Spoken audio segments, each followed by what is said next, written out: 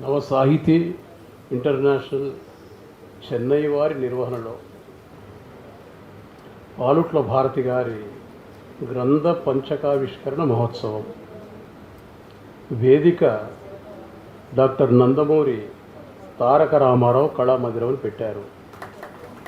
ఈ వేదిక మీద మరి నాకంటూ కూడా ప్రత్యేకమైనటువంటి సెంటిమెంట్ ఉంది కాబట్టి ఆ సెంటిమెంట్ కూడా ప్రధాన కారణం నేను ఇక్కడికి రావడానికి.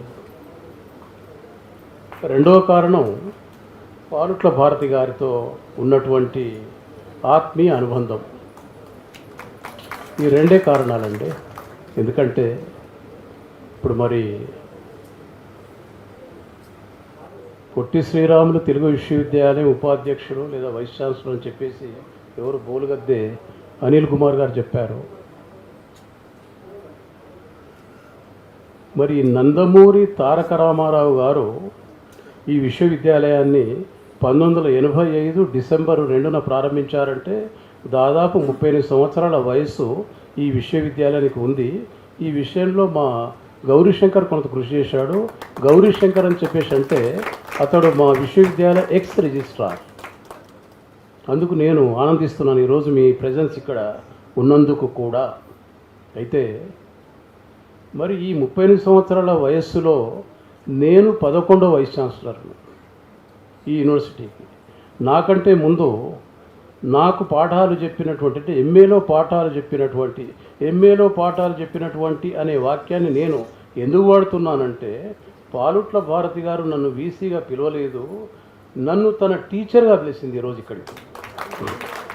అంటే టీచర్కు అంటే క్లాస్ రూమ్లో తరగతి గదిలో ఉండేటువంటి ఉపన్యాసకునికి లేదా ఉపాధ్యాయునికి ఇచ్చేటువంటి విలువ గౌరవం అలాంటిది అనే సాంస్కృతిక నేపథ్యం నుంచి ఆ అమ్మాయి వచ్చింది. కాబట్టి మరి ఈ విశ్వవిద్యాలయంలో నాకంటే ముగ్గురు అంటే నాకు పాఠాలు చెప్పినటువంటి వాళ్ళు, ఒకరు సినారే, 2 జీవి సుబ్రహ్మణ్యం, 3 నాయని కృష్ణకుమారి గారు. ఆ నాయని కృష్ణకుమారి గారి దగ్గర నేను పిహెచ్డి చేశాను. అంటే వారు నాకు గైడు. పోతే మరి భారతి గారి గైడు కూడా ఈరోజు సభలో ఉన్నాడు, నిలబడాలి. వారి పేరు మొరంగపల్లి భాగయ్య.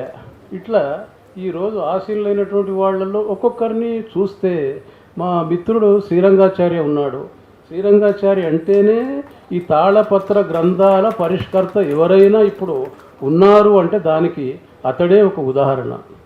మరి తాళము అంటే తాడి చెట్టు ఎంత నిలువెత్తున ఉంటుందో మరి వారి విగ్రహం కూడా అదే స్థాయిలో ఉంది. కాబట్టి మీరు అన్ని రకాలుగా తాళాంక నందిని పరిణయానికి ప్రోత్సహించినటువంటి వ్యక్తిగానే నేను భావిస్తున్నాను.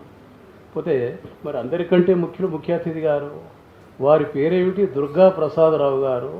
నిజానికి వారు పుట్టి పెరిగి చదువుకున్నదంతా కూడా ఒడియా దేశంలో. ఉత్సాహ భాష అంటే రావడమే సార్, నేను రాస్తాను కూడా. మాట్లాడడం వేరు, రాయడం వేరండి. నేను ఉర్దూ బ్రహ్మాండంగా మాట్లాడతాను కానీ రాయలేను కదా. అది కానీ వారు రాస్తున్నారు ఒడిస్సీ. కానీ మీరు ఉద్యోగం చేస్తున్నది ఎక్కడ సార్? విజయవాడలో చేస్తున్నారు. విజయవాడలోనే ఎందుకు చేస్తున్నారో తెలుసునా? కనక దుర్గ యొక్క ఆశీర్వాదం మీ మీద ఉంది కాబట్టి ఈ రోజు నుండి మీరు దుర్గా ప్రసాదరావు కాదు సార్, కనక దుర్గా ప్రసాదరావు గారు. అది ఆ అమ్మవారు లేదా ఆ తల్లి మీకు అందించినటువంటి ఆశీర్వచనంగా భావించండి. ఎందుకంటే మీరు ప్రస్తుతం మా అధీనంలో ఉన్నారు, మా వేదిక మీద ఉన్నారు. కాబట్టి ఈ ఆశీపూర్వకమైనటువంటి మాట కూడా అనొచ్చు. ఎందుకంటే ఇప్పుడు ఉన్న వాళ్ళల్లో మరి నేను సైతం పెద్దవానే సార్. మీరు నా గురించి ఏమనుకుంటున్నారా కానీ ఐ కంప్లీటెడ్ 74 ఇయర్స్.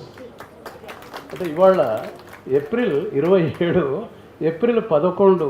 ఈ ఏప్రిల్ నెలలో ఎవరు జన్మించినా వాళ్ళు మహనీయులే అనే ఒక మాట కూడా ఉంది. ఎందుకంటే ప్రతిరోజు ఏదో ఒక వార్త పడుతుంది కదండి. అంబేద్కర్ అంటున్నారు, జగ్జీవన్ రామ్ అంటున్నారు, జ్యోతిబా పూలే అంటున్నారు, సావిత్రిబాయి పూలే అంటున్నారు. మీరు ఏప్రిల్లో 1 నుండి 30 వరకు తీసుకుంటే ప్రతిరోజు ఎవరో ఒక మహానుభావుడు జన్మించినటువంటి నెల.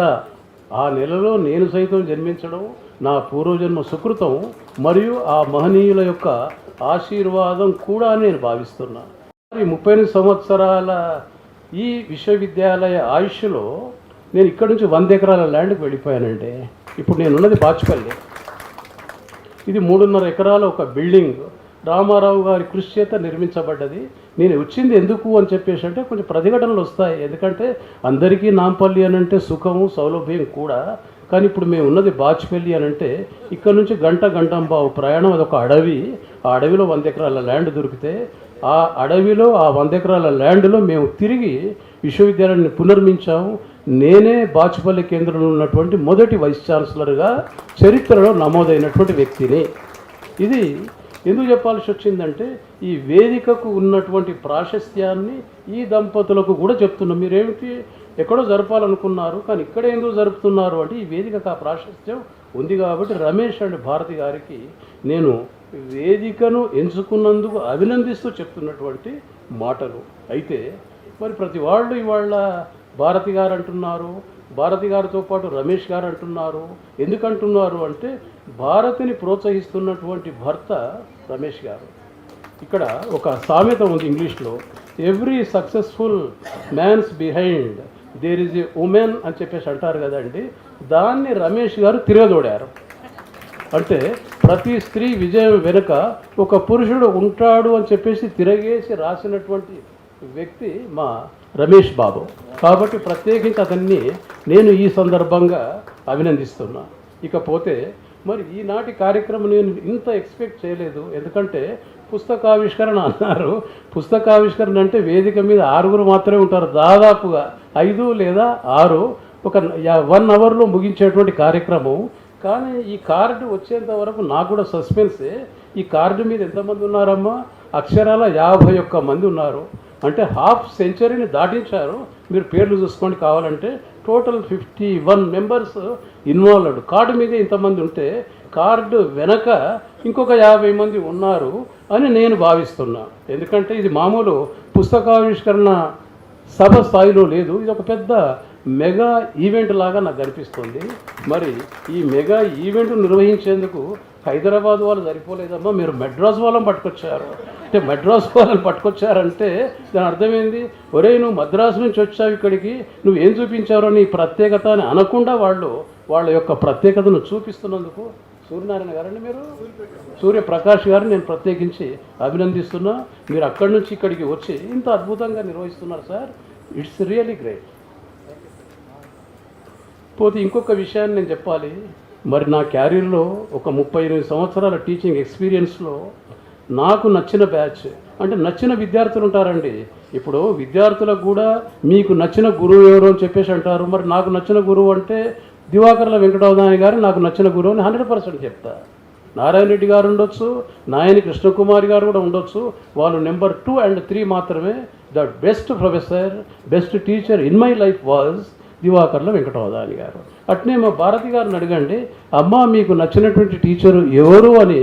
ఇదంతా అయిపోయిన తర్వాత మీరెవరైనా ప్రశ్నిస్తే ఆమె ఎవరి పేరు చెప్తుందో మీరే దయతో వినండి.